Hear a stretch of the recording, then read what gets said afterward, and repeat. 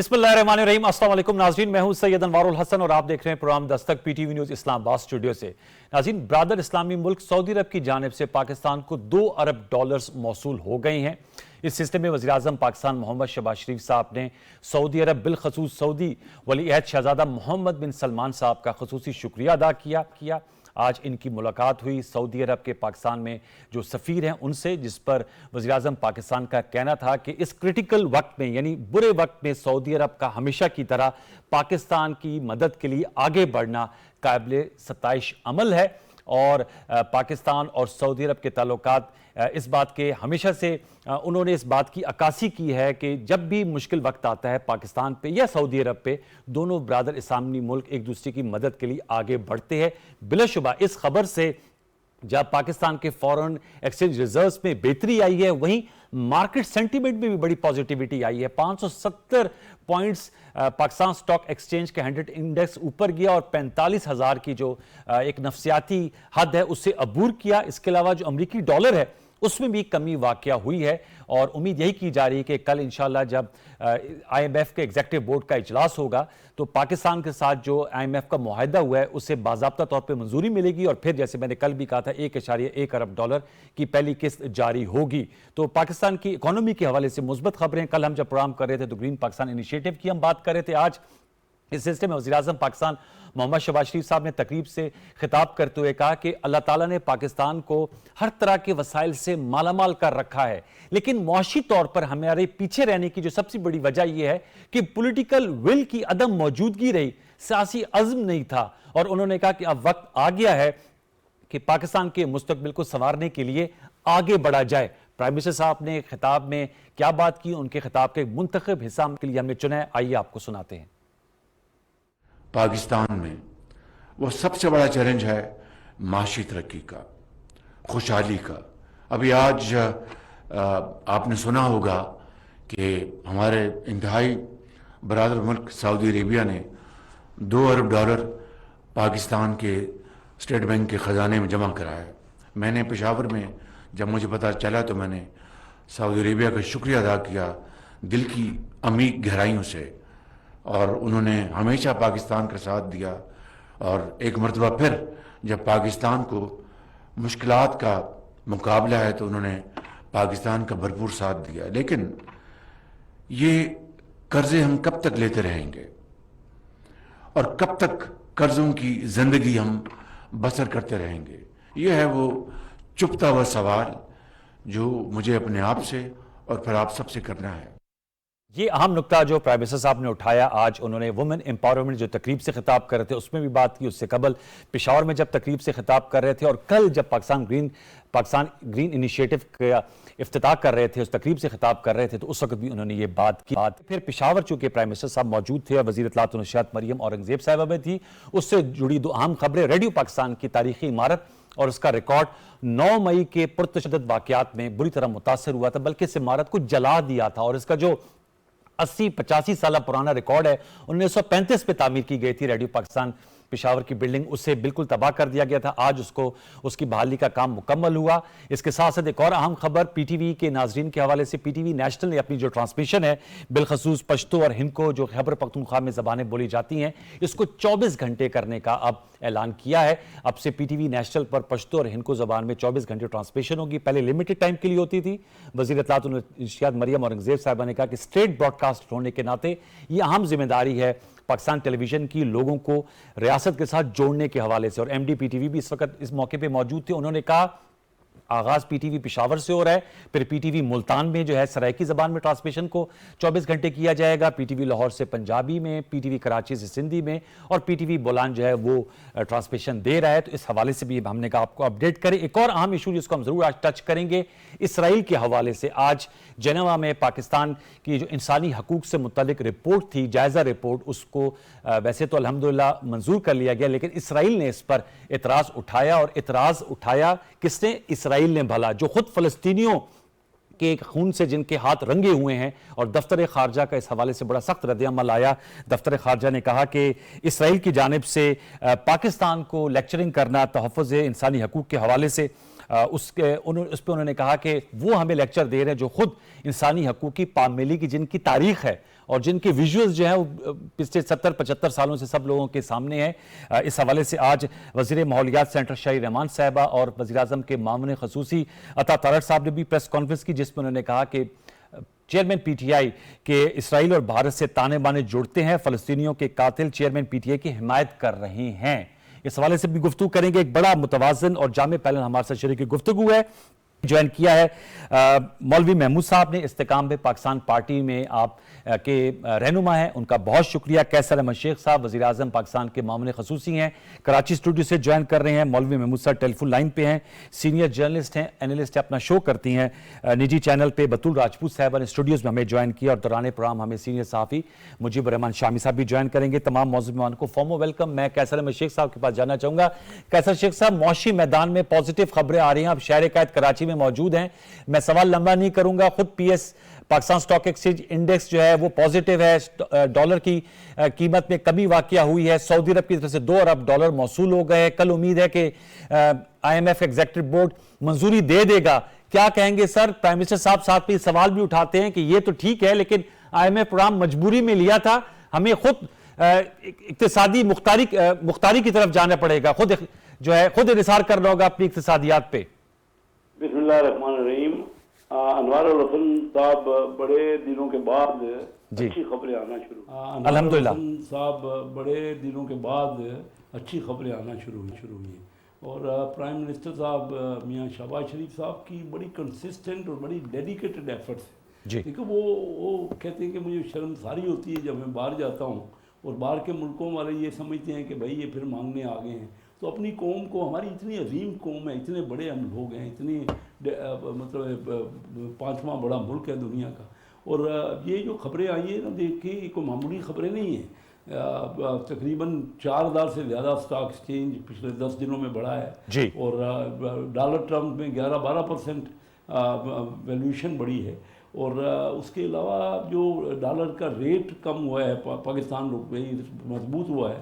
और ये देखिए ना कि मैं और इंटर बैंक का और ओपन मार्केट के फ़र्क कम हुआ है, तो फ़र्क कम होने से जो हमारी रेमिटेंस रुक रही थी, 4 अरब डॉलर पिछले साल रेमिटेंस हमारी कम हुई क्योंकि वो फ़र्क बहुत ज़्यादा था ओपन मार्केट में और इंटर बैंक में, वो फ़र्क कम हुआ है। तो ये तमाम खबरें, और उसके अलावा हमारी एक्सपोर्ट बढ़ेगी। मैं आपको बताता हूँ कि फिंच ने हमारी रेटिंग को बेहतर किया है।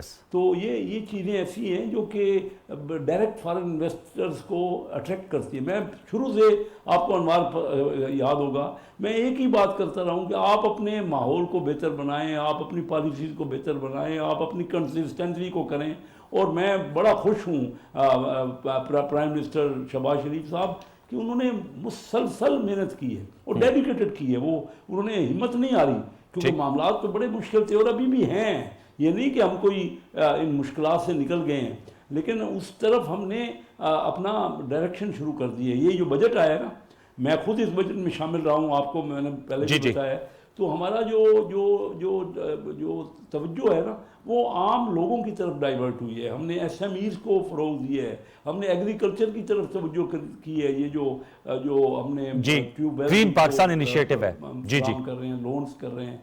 और उसके अलावा IT पे बहुत ज़ोर दिए। और अभी ये 2 जो कॉन्फ्रेंसेज आप देख रहे हैं हो रही हैं, एक तो ये आर्मी खुद सपोर्ट कर रही है, ये कि जो वन विंडो ऑपरेशन और फैसिलिटेशन करें हमारी, और दूसरी अभी एग्रीकल्चर का जो एम्फसाइज किया गया।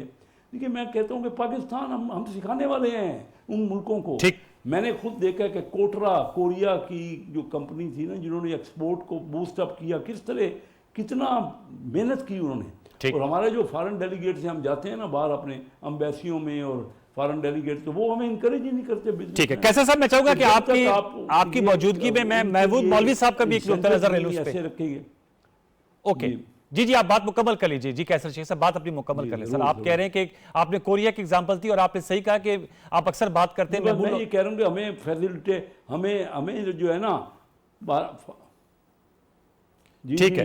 ठीक है सर, यही बात कर रहा हूँ कि जो हमारे बाहर के जो एम्बेसीज हैं और जो हमारे कौंसलेट हैं, जब तक हम उनको उस लिंक नहीं करेंगे ना उस इंसेंटिव से कि भाई आप कोई करो यार, अपने मुल्क के लिए कोई मेहनत करो, बजाय हम जाते हैं तो वहाँ तो हमें अप्रोच ही नहीं होती, हमें एक्सेस नहीं मिलती।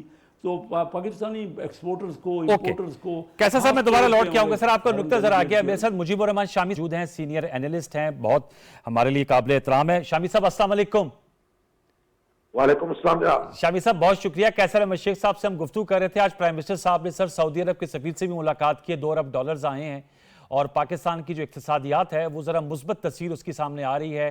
कैसर शेख साहब भी मामले खसूसी हैं, ग्रीन पाकिस्तान इनिशिएटिव की बात कर रहे थे, फिर इसके अलावा जो उम्मीद है कि IMF से प्रोग्राम भी हो जाएगा। लेकिन शामी साहब आपके सामने ज़रूर सवाल रखूंगा, PM साहब ने आज दोनों तकरीब में कहा कि सवाल ये भी सामने रखना चाहिए कि कब तक ये कर्ज लेकर हम जो है वो पाकिस्तान को आगे चलाते रहेंगे, हमें खुद इनसारी की तरफ बढ़ना होगा। क्या कहेंगे शामी साहब, उसका नुस्खा क्या हो सकता है?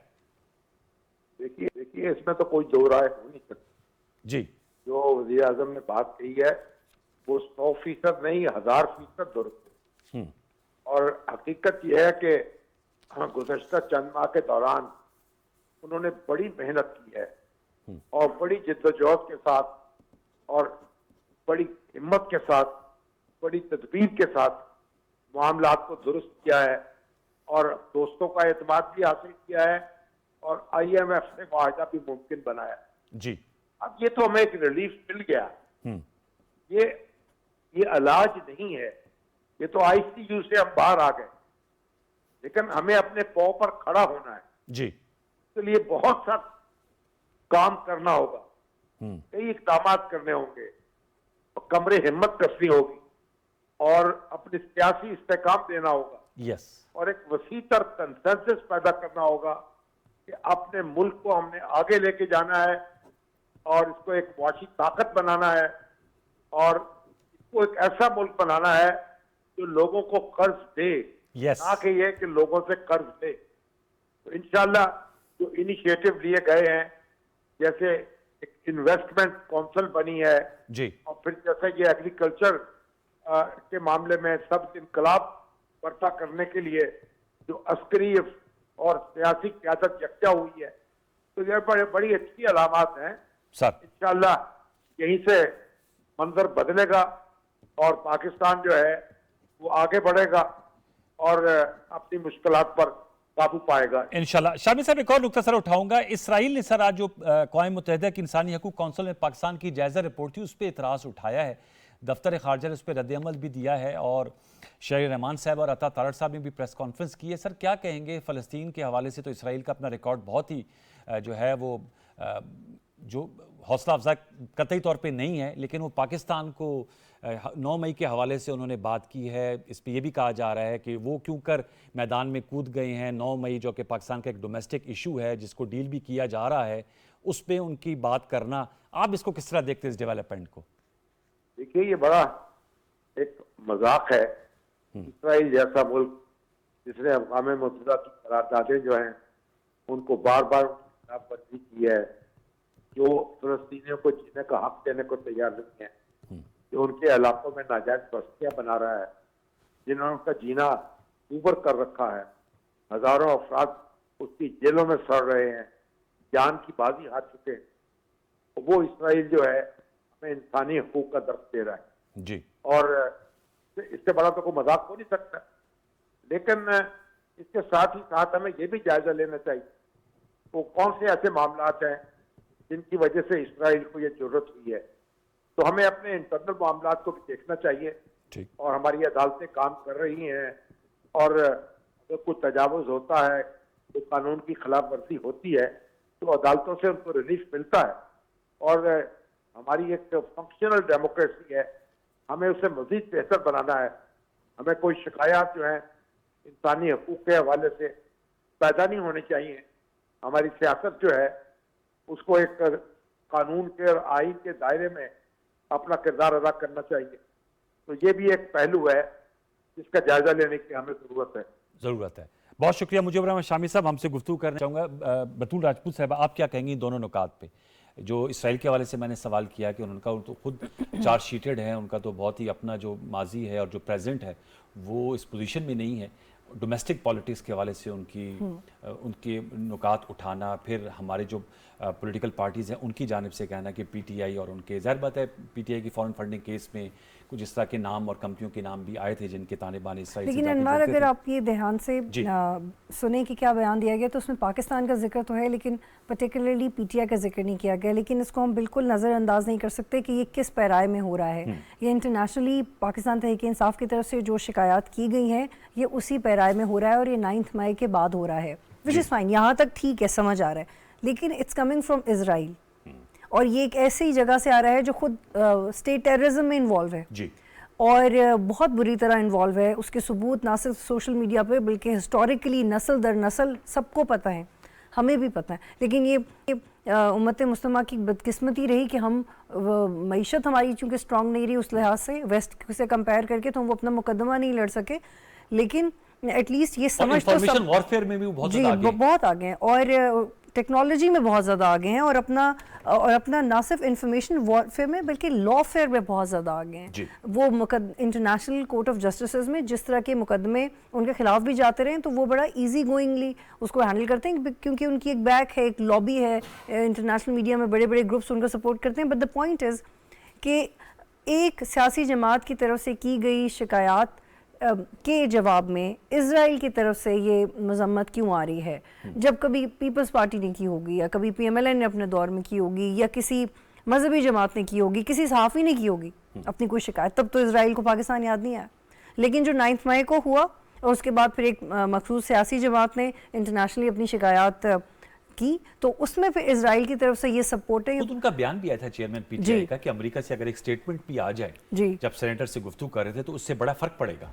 जी, लेकिन उनका वो उस वक्त की मेरे ख्याल टाइमिंग और उसकी पॉलिटिकल इंपॉर्टेंस और थी। लेकिन अब it's very crucial for Pakistan Tehreek Insaf और हम तो सुबह से इंतज़ार कर रहे थे एटलीस्ट मैं कि अगर यहाँ से आपको सपोर्ट आए तो इमरान खान को ये कहना चाहिए कि और किसी की मदद आए ना, आपकी तो ज़रूरत ही नहीं है, क्योंकि ये इमरान खान की तरफ से एक स्टेटमेंट आनी चाहिए इजराइल को कि आपकी मदद की ज़रूरत नहीं है, आपकी तरफ से हमें दिलासा नहीं चाहिए। और अगर आपकी तरफ से मदद आई तो उसको इस पैराए में भी लिया जाएगा और दूसरा आपकी अपनी क्रेडिबिलिटी नहीं है ना, और एथिकली भी इमरान खान शायद ये नहीं चाहेंगे। लेकिन चूंकि अब तक उन्होंने शायद अब्जॉर्ब किया है और उन्हें खुशी है तो इसकी हमें कोई इसका रिबटल नहीं आया कि we don't want this particular support from you. लेकिन this is very damaging for Pakistan. Mahmood Maulvi साहब ने हमें ज्वाइन कर लिया। महमूद मौलवी साहब अस्सलाम वालेकुम सर। महमूद साहब मिला रही सर आपको? मेरे ख्याल में हमारा राब्ता महमूद जी सर आपसे भी सर सवाल यही है सर। एक तो क्योंकि आप भी माशाल्लाह आपका एक बिजनेस बैकग्राउंड है, economically speaking Karachi financial hub है। हम कैसर शेख साहब से भी गुफ्तगू कर रहे थे, शामी साहब से भी बात हुई, बतूल राजपूत भी। आपसे जानना चाहूंगा आप क्या कहेंगे, कल भी जब आपकी मैं गुफ्तगू सुन रहा था एक निजी चैनल पे, आपने ग्रीन पाकिस्तान इनिशिएटिव को सराहा और आपने कहा कि जो 1 पेज है उसके एडवांटेजेस ये होते हैं कि जब एज अ होल पूरी जो स्टेट ऑफ पाकिस्तान है वो एक इनिशिएटिव के पीछे खड़ी हो जाए, फिर स्पेशल एक इनिशिएटिव फैसिलिटेशन सेंटर भी कायम कर दिया गया है।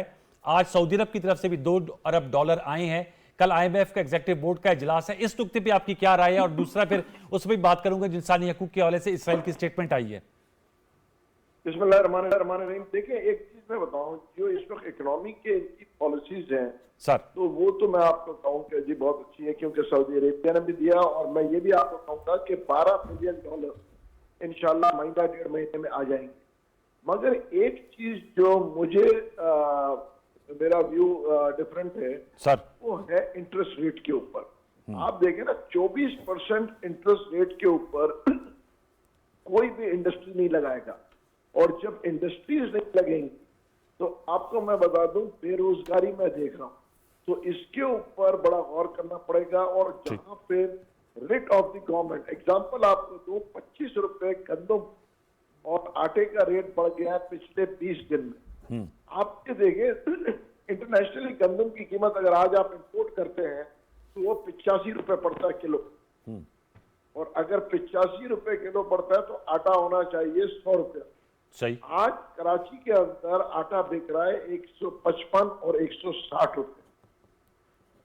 तो ये भी देखें, यहाँ पे मैं कहूँ कि रेट ऑफ द गवर्नमेंट कहाँ है।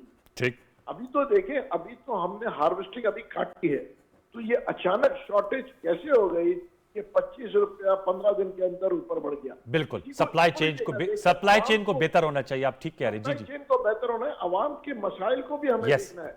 बिल्कुल देखिए बड़ी बड़ी हम पॉलिटिकल बातें कर लेते हैं, मेन चीजें आवाम के मसाइल। बिल्कुल, बहुत इंपॉर्टेंट बात की महमूद साहब। ये सर, ये तो नुकता मैं कैसर शेख साहब के सामने रखूंगा। सर दूसरा जो हम ये भी बात करें, इसराइल की तरफ से इंसानी हकूक के हवाले से पाकिस्तान के खिलाफ बात की गई है जेनेवा में ह्यूमन राइट्स काउंसिल पे।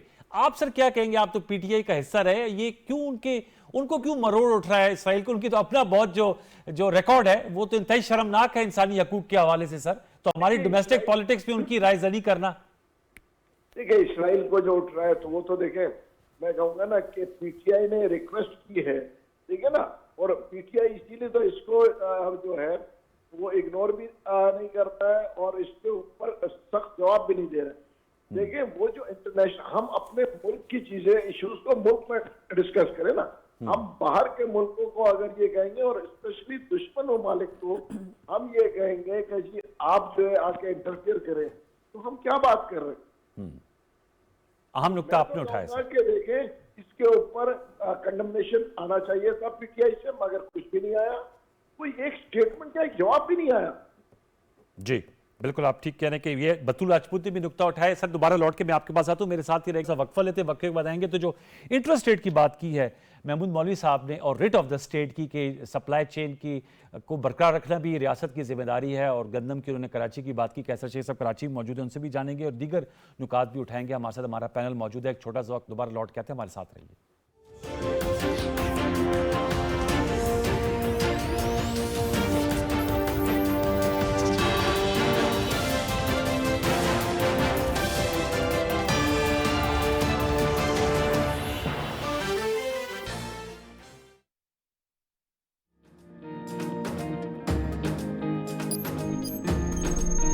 ये तबाही हमारे नौजवानों का मुकद्दर नहीं, मेरे नौजवानों का मुकद्दर है तालीम, तहकीक और तख्लीक। 80 अरब रुपए के prime ministers youth development package के तहत इस्लामाबाद में लैपटॉप स्कीम के इफ्तिताह के बाद अब खैबर पख्तूनख्वा में मेरिट पर लैपटॉप्स की तकसीम का आगाज। आपके लिए लैपटॉप मशीन होगी, मेरे लिए मिशन है। तो आगे बढ़ो नौजवान, छू लो आसमान।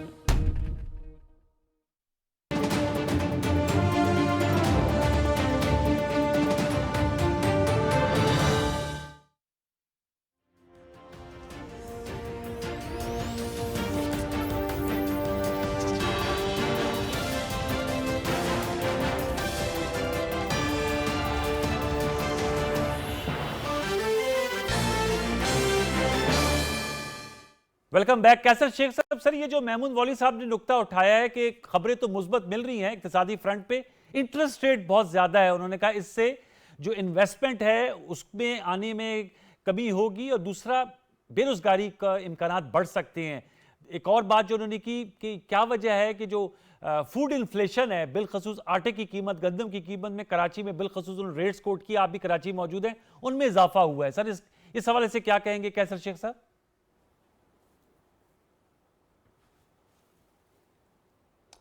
मैं महमूद मौलवी साहब की बात को इंडोर्स करता हूँ। देखिए ना, इंटरेस्ट रेट इतना हाई है कि इंडस्ट्री का कोई लगना तो मुहाल है, यहाँ कोई इंडस्ट्री तो लगेगी नहीं इस रेट पे। लेकिन ये हमारे ऊपर मजबूरी जो है IMF की कंडीशनलिटी की वजह से। अच्छा, क्योंकि दुनिया के इकोनॉमिक्स में समझा जाता है कि इंटरेस्ट रेट हाई होगा, ऊंचा करेंगे तो महंगाई कम की होगी। ये पूरी दुनिया के इकोनॉमिस्ट कहते हैं। हालांकि हमारे मुल्क में कभी भी ये अमल नहीं हुआ इस पर।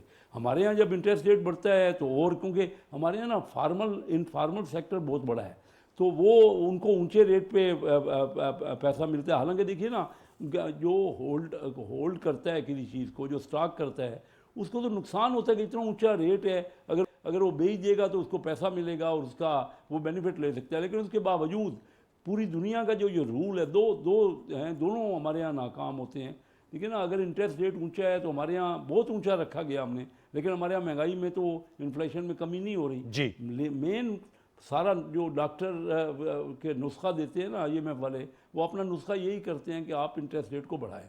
और दूसरा, महमूद मौलवी ने ये बिल्कुल ठीक कहा कि गंदम का 150-55 रेट, अभी तो गंदम की हुई है, कटाई हुई है और बड़ी बम्पर क्रॉप हमारे यहाँ हुई है और दुनिया में भी ये रेट नहीं है। यानी कि ये होता है ना कि इंटरनेशनल प्राइस ज़्यादा हो और स्मगलिंग की ज़्यादातर लोग कर रहे हो, उसमें प्राइस ज़्यादा मिल रही हो, वो भी नहीं है। अब तो अनऑफिशियल यानी जो ओपन मार्केट का रेट है उसमें और इंटरबैंक में फ़र्क भी कम हो गया। तो मेरे ख्याल में ये कमी आएगी। ये रेट जो कराची में ही सिर्फ नहीं और भी जगह पे मैंने ये खबरें पढ़ी हैं कि रेट बहुत ऊंचे हो गए हैं, कोयटा वगैरह में भी ये आटे के और ये, लेकिन ये मैं समझता हूँ कि ये इसमें कमी आएगी जो इंटरेस्ट, और आनी चाहिए भी, क्योंकि बम्पर क्रॉप हुई है हमारे यहाँ। और जो होल्ड इसको करेगा, और हुकूमत को भी चाहिए कि उस पर एक्शन किया जाए। जो हमारी जो कमेटियाँ हैं जो प्राइस कंट्रोल की, प्रोविंशियल हुकूमतों की, उनको इस पर पूरा जोर देना चाहिए।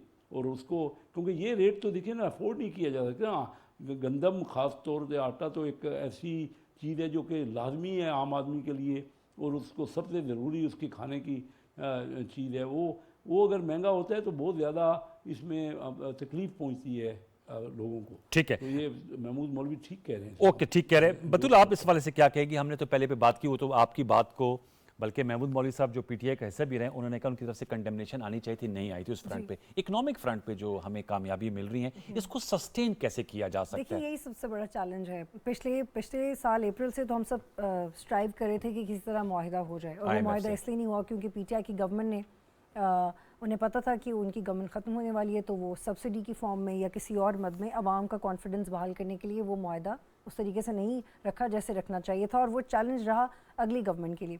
लेकिन दिस इज़ वेरी अनफॉर्चुनेट कि जब पीडीएम की गवर्नमेंट भी आई तो वो कौन सा तैयारी के साथ आए थे। खाकान अब्बासी साहब भी ये कहते रहते अपने इंटरव्यूज़ में कि हमारी कोई तैयारी नहीं है, लेकिन हमें लगता है कि इमरान खान ज़्यादा मुल्क का बड़ा गर्व कर रहे हैं, तो at least we should be there, हमें आना चाहिए। लेकिन क्या तैयारी है वो तब भी नहीं थी। लेकिन पिछले एक साल में इनकी सारी तवज्जो थी कि IMF के साथ मुआहिदा हो जाए, उस पर भी क्रेडिबिलिटी के फैक्टर्स बहुत ज़्यादा थे। मिफ्ता इस्माइल साहब का एक रोल था, उनको क्रेडिट देना चाहिए। फिर मिफ्ता इस्माइल साहब और इसहाक डार के, बल्कि ये भी एतराज़ किया जाता था कि लंदन से भी डिसीजन मेकिंग आती है, इस्लामाबाद से भी डिसीजन मेकिंग आती है, तो शायद इसमें भी चपकलिश है। ये बहस अपनी जगह, लेकिन इसने वक्त तो लिया। ठीक, अब इवेंचुअली जब मुआहिदा हो गया है तो क्या इसमें हमें ज़्यादा, कल मैं अपने प्रोग्राम में भी कह रही थी कि इसमें इतना ज़्यादा एक्साइटेड होने की ज़रूरत उसका नहीं पता है। है एडवांटेज ये कि जो आज सऊदी अरब के $2 अरब है, मेरे ख्याल में there are also waiting for IMF not. Exactly, मेरे ख्याल में नहीं, यकीनी तौर पे अनवर यही तो प्रॉब्लम है, उसकी वजह से फिर सिर्फ वो उनके वो, इसलिए ये जल्दी हो जाना चाहिए था। Exactly, this is my point कि 9 माह नहीं लगने चाहिए थे इसको। एग्जैक्टली, क्योंकि जब आपको पता है कि आपके पास प्लान भी नहीं है, जब आपको पता है कि आपके पास कोई ऑप्शन ही नहीं है, या तो ऑप्शन होती ना, कोई आपका बहुत अच्छा दोस्त मुल्क आता और कहता है ये जो इतने बिलियन डॉलर्स वो बगैर IMF के अप्रूवल के हम आपको दे देते हैं। एग्जैक्टली, सस्टेन करो एक्सटर्नल फाइनेंस। चाइना ने किया अगरचे, लेकिन वो रोल ओवर्स थे, उसमें से बहुत सारे पैसे वापस भी गए। वो पहले भी होता रहा है, इररिस्पेक्ट के IMF क्या सोच रहा है। वो चाइना और पाकिस्तान की कुछ अपनी भी डील्स हैं, बट द पॉइंट इज कि आप आगे जाके इंक्लूसिवली क्या करेंगे, आप क्या रिफॉर्म्स लेके आएंगे। आपने डेवलपमेंट को लेके तो बिलियंस का बजट अब निकाला है, लेकिन अगले इलेक्शन में वोटर आपको नहीं, लेकिन ये जो IMF प्रोग्राम है ये 9 महीने का है, और उसके बाद 3 गवर्नमेंट्स नहीं, 3 गवर्नमेंट्स आएंगी ना, कितना चैलेंजिंग है अनवर। तो ये तो मैं कह रही हूँ कि ज्यादा एक्साइटेड होने की जरूरत नहीं है, देखने की जरूरत है कि इसको अब यूटिलाइज कैसे करना है, इसको कैपिटलाइज कैसे कर सकते हैं, इन पैसों का पोटेंशियल क्या है। और देखिए, जो हमारा आम आदमी है उसको तो इतना टेक्निकल टर्म समझ में नहीं आते, उसको सिर्फ ये फर्क पड़ता है कि कौन सी चीज कितनी महंगी, जैसे वो कह रहे हैं गंदम की कीमत में कमी आनी चाहिए थी, वो ज्यादा हुई है। तो क्या हम एक्सपोर्ट ओरिएंटेड होने जा रहे हैं अगले इलेक्शन के बाद? क्या हमारी महंगाई कम होगी? जैसे मेरे भी कॉलीग भी कह रहे थे कि क्या हम इन्वेस्टर का कॉन्फिडेंस आएगा, नहीं आएगा, उसके लिए सिक्योरिटी आ रही है, फौज की सिक्योरिटी आ रही है। CPEC में भी चाइना को सिक्योरिटी चाहिए थी, फौज की सिक्योरिटी आई। तो अनवर, जो सेंस ऑफ सिक्योरिटी है वो सिविलियन गवर्नमेंट्स की तरफ से नहीं आ रही है हमारे मुल्क में, विच इज़ अनफॉर्चुनेट। उसके लिए आप क्या कर रहे हैं? ये हमारी ही फौज है, हमारी सिक्योरिटी के लिए है, लेकिन आप कब तक एक इंस्टीट्यूशन पे एतमाद करेंगे वो जो कमिटमेंट वाले एलिमेंट के लिए कि देखिए फौज इन्वॉल्व है तो मतलब पाकिस्तान कमिटेड है। जैसे वो उन्होंने बना दिया स्पेशल इन्वेस्टमेंट फैसिलिटेशन सेंटर, उसमें एग्जैक्टली बिल्कुल। और वो कह रहे हैं कि ट्रिलियंस में चला जाएगा पाकिस्तान को जो इकोनॉमी का हजम है अगले 10 साल में। ग्रीन इनिशिएटिव से 40 से 50 अरब डॉलर की जो सरमायाकारी एक्सपेक्टेड है, सिविलियन गवर्नमेंट्स को चाहिए कि वो अपनी क्रेडिबिलिटी एस्टैब्लिश करें, सेंस ऑफ सिक्योरिटी ये भी होना चाहिए पाकिस्तान में कि जी नवाज शरीफ साहब आ रहे हैं, नहीं कमिट किया तो कर लेंगे, सपोज शहबाज शरीफ आर्य ने कमिट किया तो कर लेंगे। ऐसा नहीं है कि जब तक GHQ इन्वॉल्व नहीं हो या आर्मी इन्वॉल्व ना हो तो आपको सेंस ऑफ सिक्योरिटी आनी चाहिए। सो आई थिंक ये we are happy that army is involve, but this is the point to ponder that why army is always involved, because you are not credible enough to involve the, और आपकी शायद lack of political will पाई जाती है। मैं महमूद मौलवी साहब sir आपसे ये नुक्ता आपके सामने रखूंगा, कैसर शेख साहब इस पे जरूर जवाब लूंगा। जो बतूल राजपूत साहब ने नुक्ता उठाया, चूंकि आप भी बड़े पुराने पार्लियामेंटेरियन हैं और कहा जाता है कि जो ज़्यादातर जो फालियत है वो सिविल इदारों की भी हमें नज़र आनी चाहिए। रिसर्च सेंटर्स अगर एग्रीकल्चर की बात करें वो रिसर्च बताएं, जो नई टेक्नोलॉजीज उनको मुतारिफ कराएं। महमूद मौलवी साहब आपने भी कहा कि सेंटीमेंट अच्छा है, पॉजिटिव है, सर सस्टेन कैसे किया जा सकता है? और जैसे प्राइम मिनिस्टर साहब भी आज कह रहे थे कि ये जो कर्ज लेकर जो है हम अपनी मईशत को एक धक्का स्टार्ट करते हैं, इससे भी बाहर हमें निकलना है। देखिए प्राइम मिनिस्टर साहब बिल्कुल सही कह रहे हैं कि हमको इससे बाहर निकलना पड़ेगा, और जब तक हम इससे नहीं निकलेंगे तो हम आवाम को कुछ डिलीवर नहीं कर सकेंगे और लोग इस चक्की में पिसते रहेंगे जो कि मेजॉरिटी में है। ये हम कुछ क्लास की बात ना करें जो एलीट क्लास या अपर मिडिल क्लास, आम आवाम को रिलीफ देने के लिए हमको IMF के चुंगल से निकलना पड़ेगा। उसकी वजह के जो वो टर्म्स डिक्टेट करते हैं, देखें जैसे अभी शेख साहब ने बड़ी अच्छी बात की जी, कि बड़ा फर्क है बाहर की दुनिया और पाकिस्तान में।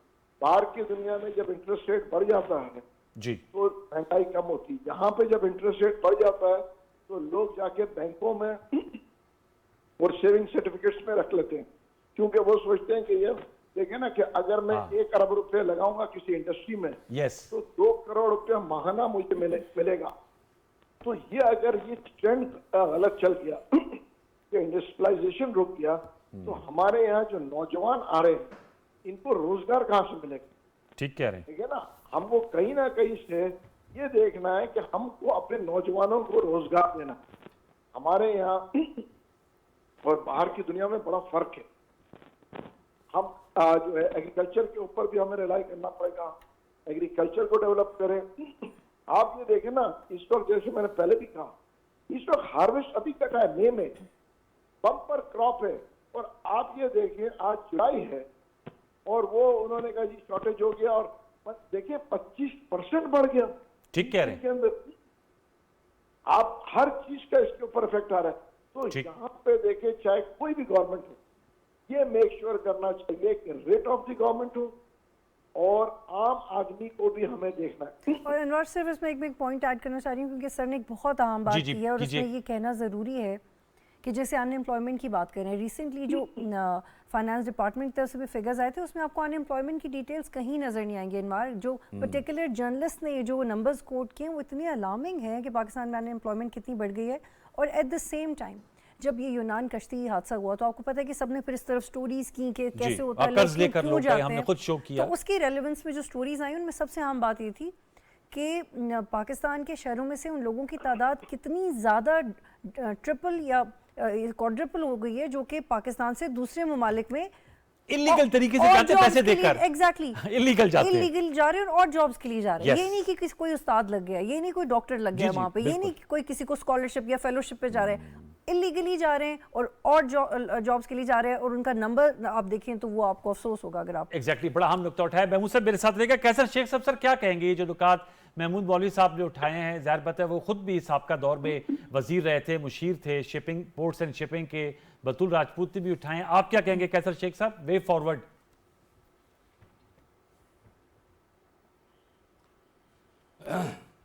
देखिए हो क्या रहा है कि हमारी अपनी सिविलियन हुकूमतों को, जैसे कि अभी बतूल राजपूत ने कहा है कि हमें ज़्यादा अपना होमवर्क करना पड़ेगा, हमें अपना मेहनत करनी पड़ेगी। हमारे यहाँ जो पार्लियामेंटेरियंस भी हैं ना, उनका बैकग्राउंड इकनॉमिक बहुत कम है। मैं कहूँगी मैं बहुत अरसे से 30 साल से अब पार्लियामेंट में हूँ। तो बात ये है कि अब देखिए ये PTI आम दरमियाना तबका PTI को सपोर्ट कर रहा था, काफ़ी लोग मैं देखता हूँ। अब बताइए कि $3 अरब जो 85,000 करोड़ रुपया बनता है, उन्होंने 610 अमीरों को फ्री दे दिए 10 साल के लिए। अब बताइए, एक तरफ तो वो कहते हैं नहीं जी अमीरों का पाकिस्तान कुछ और है, गरीबों का, लेकिन अमल क्या किया? क्योंकि शायद उनको इल्म ही नहीं था कि कितने नुकसान होंगे। ये जो अनएम्प्लॉयमेंट की बात हो रही है ना, बेरोजगारी, ये दुरुस्त बात है। क्यों हुई? जब आप बड़ी बड़ी इंडस्ट्री लगवा देंगे, आप सारा ही एयर जेट लगवा देंगे, क्योंकि हमारा मेजर टेक्सटाइल सेक्टर है, तो एयर जेट के बाद जो शटरलेस लूम्स हैं वो सारी बेकार हो गई है। आपकी लगाई इंडस्ट्री और जो एसएमई सेक्टर में थी, और बेरोजगार हो गया बंदा, लाखों लोग बेरोजगार हो गए, क्योंकि आपने बड़ी एक मुफ्त कर्जा दे दिया उनको। जिसको मुफ्त कर्जा मिलेगा वो अपने उसमें बड़े बड़े घर बना लिए, वहाँ पे ओवर इन्वाइसिंग कर ली, और उसके बाद अगर पूरा यहाँ पैसा लगा भी नहीं, क्योंकि हमारे पास कॉटन भी नहीं थी, गैस भी नहीं थी, तो हमारी पॉलिसीज़ को हम सबको मिल के हम और फिर हमारा ब्यूरोक्रेट जो है उसका जो ट्रेनिंग ही नहीं है इकोनॉमिक साइड पे, पता नहीं क्या, वो तो समझते ही नहीं है। ये डिसीजन है, मेजर डिसीजन। आज $3 अरब हमारे पास होता तो हम ये धक्के खा रहे होते हर जगह पे $1 अरब के लिए। देखिए ना बात ये, और वो फ्री दे दिया गया अमीरों को, सिर्फ दे दिया। जी, वो पब्लिक अकाउंट्स कमेटी में मामला भी ज़ेर गौर है। सिर्फ पाकिस्तान में टोटल कर्जे का 7% मिलता है, और 93%, 93% बड़ों को कर्जा मिलता है। तो जब तक हमें अपनी जो पॉलिटिकल, सही बात है कि होना ये चाहिए था कि जो हमारी सिविल पार्टीज हैं उनमें शऊर आना चाहिए ना, कि वो पॉलिसीज बेहतर बनाएं। और वो हमारा तो सारे का सारा डिपेंडेंस चंद ब्यूरोक्रेट्स पे या बाहर के आए हुए इकोनॉमिक एक्सपर्ट्स पे होता है। तो उसके साथ साथ हमें ये देखना है ना कि किस तरह हम ये इतना बड़ा इंटरेस्ट रेट है, इंटरेस्ट रेट पैसा है नहीं, आप ग्रोअर को कैसे, आप एग्रीकल्चर की बात कर रहे हैं कि फ़रोग देंगे। आज कोई ग्रोअर कोई 1 करोड़ रुपए का कर्जा लेना चाहे, उसको 30% पे भी नहीं मिलेगा, और हर क्या करेंगे, क्योंकि उसके पास कलेक्टर नहीं है। तो जब रहन रखाने को फैसिलिटेट नहीं करेंगे, तरीके मौजूद हैं, आपका कर्जा ही नहीं आप देते उसको, उसके बाद कोई चीज़ है नहीं कि अपनी क्रॉप को बेहतर बनाए। और ये 1 विंडो की बात हो रही है ना, बड़ा अच्छा idea, no doubt in it. लेकिन ये कोई पहली बार तो नहीं हुआ ना, पिछले मैं भी 40 साल से यही देख रहा हूँ कि 1 विंडो की बात हो रही, लेकिन कोई कागज़ के लिए एक जगह से दूसरी जगह मूव ही नहीं होता। ब्यूरोक्रेट को हमने ट्रेन नहीं किया, और फिर अपने फॉरेन डेलीगेट्स को वहाँ पे जो एम्बेसीज हैं, जो हमारे कॉन्सुलेट हैं, उनको वो फैसिलिटेट ही नहीं करते। हालांकि मिसालें मौजूद हैं कि मुल्कों ने किस तरह अपने फैसिलिटेट करके अपनी ट्रेड को, एक्सपोर्ट को बढ़ाया है। तो एक्सपोर्ट लेड ग्रोथ के अलावा और कोई अपॉर्चुनिटी नहीं है। एक्सपोर्ट लेड ग्रोथ आपने बिल्कुल सही कहा, कोई और अपॉर्चुनिटी नहीं है। सर मैं महमूद मौलवी साहब जाएगी जी सर, तो आपने मिल के ना एक चार्टर ऑफ इकॉनमी, असल अनवार मैं बताऊं ना, हल ये है कि हम बजाय कि ये जो टर्माइल हमने क्रिएट किया ना पॉलिटिकल, उसकी बजाय मिलजुल के लिए, मुल्क के मफाद के लिए कुछ पॉलिसी, ये स्टेट ओन्ड ऑर्गेनाइजेशन है आपकी, 600 अरब रुपए जाते हैं, 700 अरब रुपए साल का घाटा करती है। बिल्कुल, और आज से नहीं, कितने सालों से कर रहे हैं पता जी हाँ, लेकिन कोई उसका हल नहीं निकल रहा किसी के पास। Exactly. अच्छा अनवार, वो आप इस्तेकाम पार्टी के मेहमान की तरफ जा रहे हैं। आज हमारा जो रेवेन्यू है ना सर, उसका रेवेन्यू सारे का सारा तो सूद में लग जाता है। जो आपका अगर सूबों को दे देना, ठीक कह रहे हैं रेवेन्यू इकट्ठा होता है, हमारा अगर वो रेवेन्यू और हमारे जो डेट पेमेंट देखें तो डेट पेमेंट ज्यादा है। सर नुकता आ गया था आपके पास कोई, सर आपका नुकता है, मैं दोबारा लौट के आऊंगा। सर महमूद मौलवी साहब के पास जाना है मैंने।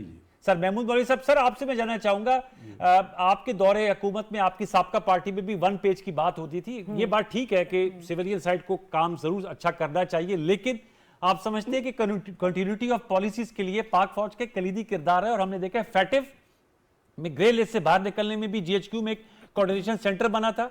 फिर आपके दौर में जो कोविड के खिलाफ भी NCOC, that was also a success story. तो हमने देखा कि पाकिस्तान आर्मी और गवर्नमेंट ऑफ पाकिस्तान के इंस्टीट्यूशंस, सिविलियन ने जब मिलकर काम किया तो अच्छे जेल टुगेदर होकर रिजल्ट्स आए। आप समझते हैं कि ये जो SIFC है, या जो ग्रीन पाकिस्तान इनिशिएटिव है, या जो जमीनों को के हवाले से जो एक नया प्रोग्राम लॉन्च किया गया है लैंड के हवाले से अफवाज पाकिस्तान ने, उसके रिजल्ट्स निकलेंगे?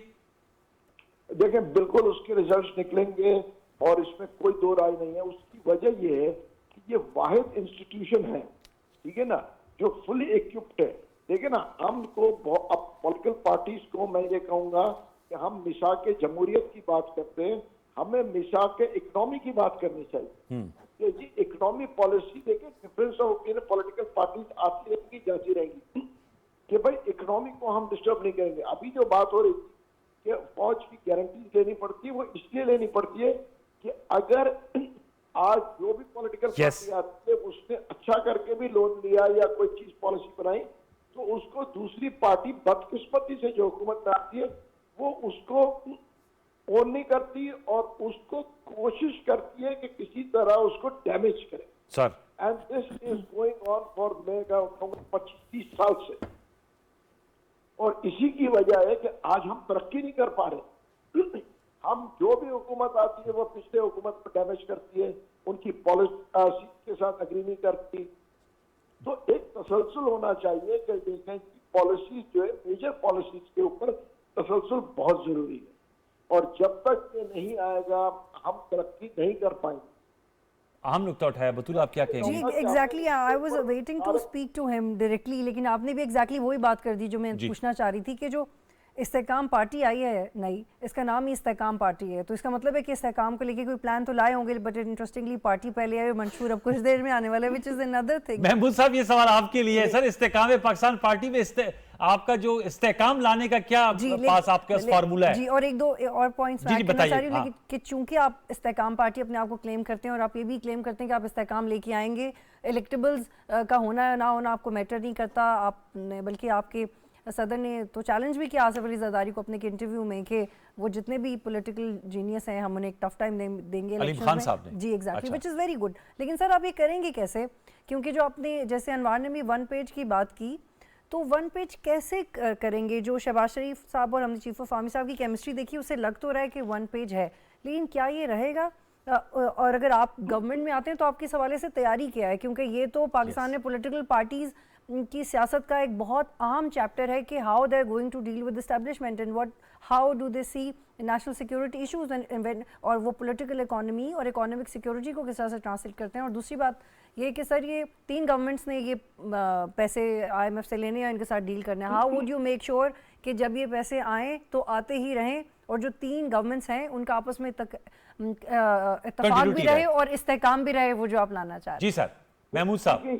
देखिए इस्तेकाम रहना तो इस मुल्क के इंटरेस्ट में बिलाशुबा। देखिए हम सब मिलके, ठीक है ना, एक चीज को हम लेके चले। दूसरी चीज जब भी अभी जो कह रही थी, देखिए बहुत सारी चीजें जो है ना अभी हम जो है सोच रहे, और मेरा कहना ये है कि बदकिस्मती हमारी सारी पार्टीज की है, मेजॉरिटी पार्टीज ये जो है ना कि कोई भी आदमी ये, देखिए जब PTI आई थी उन्होंने ये तैयारी करके नहीं आते हैं कि जी इसमें कौन फाइनेंस होगा, पॉलिसीज बननी पड़ती है। हम अभी पॉलिसीज बना रहे हैं कि क्या पॉलिसीज लेके आएंगे। अच्छा, हमारा मेन इशू ये है कि जी हम कहते हैं कि गरीब आवाम के लिए हमारे मेन उसमें एजेंडा में है कि 300 यूनिट के जो बिजली वालों को इनको फ्री मिलना चाहिए। अमीरों से देखिए, अमीरों को बिल्कुल अभी पहले शेख साहब ने सही कहा, इतनी बेनिफिट्स मिली है, अगर SMEs को ये बेनिफिट्स मिलता और मिडिल क्लास को मिलता तो आज ये जो इंडस्ट्री कहाँ से कहाँ पे जाती थी। हम सिर्फ लिमिटेड लोगों को देते हैं, जो कि बैंक भी उन्हीं को लोन देते हैं, 24% 25% लोन है, वो सिर्फ और सिर्फ टॉप टियर्स को मिलता है, ना SMEs को मिलता है, ना छोटे लोगों को मिलता है। और इसकी एग्जाम्पल बांग्लादेश में देखें, छोटे लोगों को लोन देके उन्होंने कॉटेज इंडस्ट्री कहाँ से कहाँ लेके गए। ठीक, हमें छोटे एग्रीकल्चरिस्ट को नहीं मिलेगा, बड़े लैंडलॉर्ड को आपको जितना पैसे चाहिए आप ले लें, लैंड क्रूजर ले लें, उससे उसके हिसाब ना दें, वो कोई पूछने वाला नहीं। यानी कि आप पूरा इकोनॉमिक प्लान आप बना रहे हैं, आप ये कह रहे हैं कि इस्तेकाम में पाकिस्तान पार्टी पूरा road map, economic road map पे काम कर रहे हैं आप और इनवार इसमें एक और काम कर रहे हैं। अच्छा, और दूसरा सर ये भी मैं आपसे जानना चाहूंगा कि जाहिर सी बात है इकोनॉमिक रोड मैप पे आप बात कर रहे हैं और आप समझते हैं कि पॉलिटिकल स्टेबिलिटी जो है वो जो बात हुई कि 3 गवर्नमेंट्स ने इसको, एक मौजूदा PDM गवर्नमेंट है, फिर केयरटेकर और जो इंतखाबात के बाद इंशाल्लाह आएगी, उन्होंने IMF के प्रोग्राम को लेकर चलना है। आप समझते हैं कि इस हवाले से charter of economy is the need of the hour, उसमें तमाम स्टेक होल्डर्स को शामिल होना चाहिए? Charter of economy is the need of the time plus need for the country. इसके ऊपर अगर हम कॉम्प्रोमाइज करेंगे, चाहे कोई भी पार्टी करेगी, वो इस मुल्क को डैमेज करेगी। ओके, कैसर शेख साहब, सर आपसे जानना चाहूंगा, इसी सवाल का जवाब आप भी दीजिएगा। और सर अक्सर हमारे शोज में आप ये $3 बिलियन की बात करते हैं जो PTI के दौर में कर्जे दिए गए। नुमान वजीर साहब भी हमारे शो में थे, आपने उस वक्त भी बात की थी, बार के उन्होंने कहा था 5% इंटरेस्ट रेट था जो कि बहुत कम था।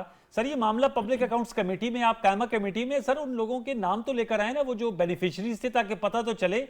ये तो अब इंफॉर्मेशन वॉरफेयर है ना, लोग बताते हैं, चेयरमैन PTI तो मीडिया के थ्रू गुफ्तगू कर रहे होते, मुखातिब कर रहे हो रहे होते, और आप लोगों को मुख्तलिफ अलकाबात से नवाज रहे होते, आप उन लोगों के नाम तो लेकर है ना जो $3 अरब के बेनिफिशरीज हैं।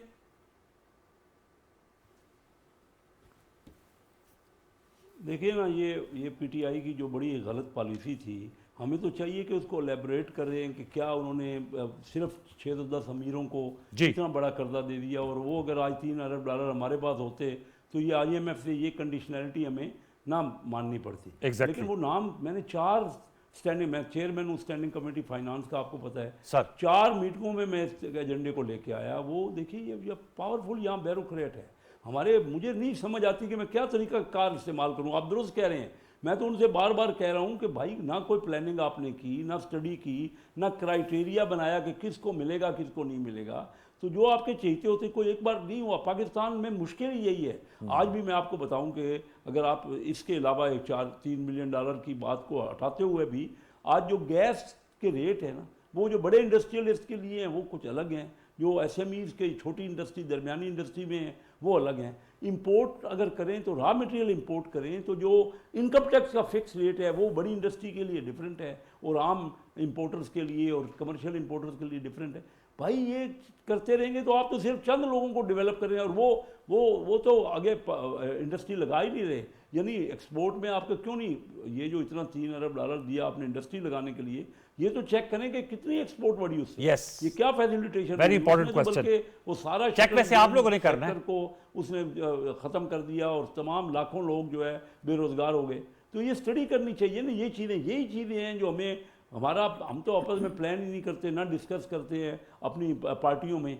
महमूद मौलवी साहब ने बड़ी अच्छी बातें की हैं ना। देखिए ये अगर कर रहे हैं इस्तेकाम पार्टी में तो ये ज़रूरत है, हमारा मुल्क आगे बढ़ना चाहिए, आम आदमी को हमने तालीम देनी है, IT को बढ़ाना है। ये अभी इस बजट में जो हमने डायरेक्शंस किए हैं, मैं भी इस बजट में शामिल रहा हूँ उनकी तरफ, ये जो डायरेक्शन हैं कि IT को जो हमने इजाफा करने के लिए काम किया। आप देख रहे हैं स्टॉक एक्सचेंज में मेन IT की कंपनियों के शेयर्स बढ़ रहे हैं। और उसके बाद हम एग्रीकल्चर में जो कुछ हमने कहा कि ये हम 50,000 ट्यूबवेल देंगे सोलर पे। उसके अलावा SMEs को हम कह रहे हैं कि अगर कोई नुकसान हो जाएगा ना बैंकों को SMEs को कर्जा देने में तो हुकूमत उसको शेयर करे।